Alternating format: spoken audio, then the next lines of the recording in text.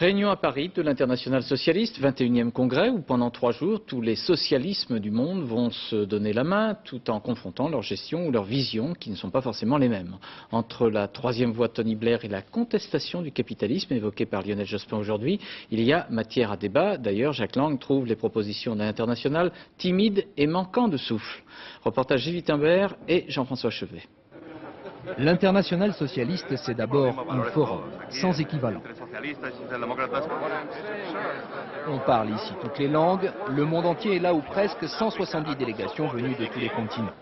Mais ce congrès, c'est surtout le moment de définir une direction pour la gauche mondiale. Et il y a aujourd'hui 2 grandes pistes. Celle de Tony Blair, la troisième voie, qui affirme la suprématie de l'économie de marché. L'Allemand Gerhard Schröder est sur cette ligne.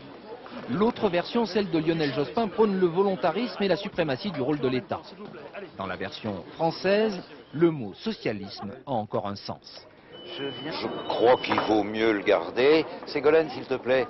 Il vaut mieux le garder parce qu'il est porteur d'une immense tradition et de beaucoup d'espérance. Mais il faut le redéfinir.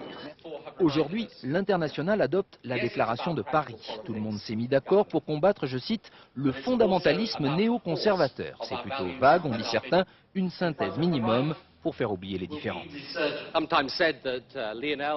On dit parfois que Lionel est à gauche et moi au centre. En fait, nous devons tous deux relever le défi du changement.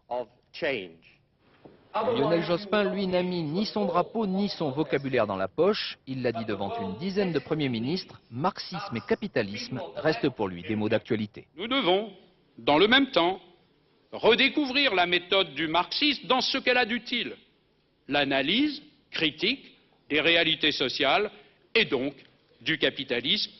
Nous devons continuer de penser le capitalisme pour le contester, le maîtriser et le réformer.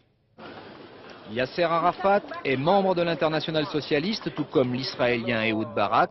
Chacun d'eux a vu Lionel Jospin cet après-midi. Le congrès a pris des allures de sommet et pour le Premier ministre, il a constitué, après les affres de la semaine dernière, une occasion de reprendre l'initiative.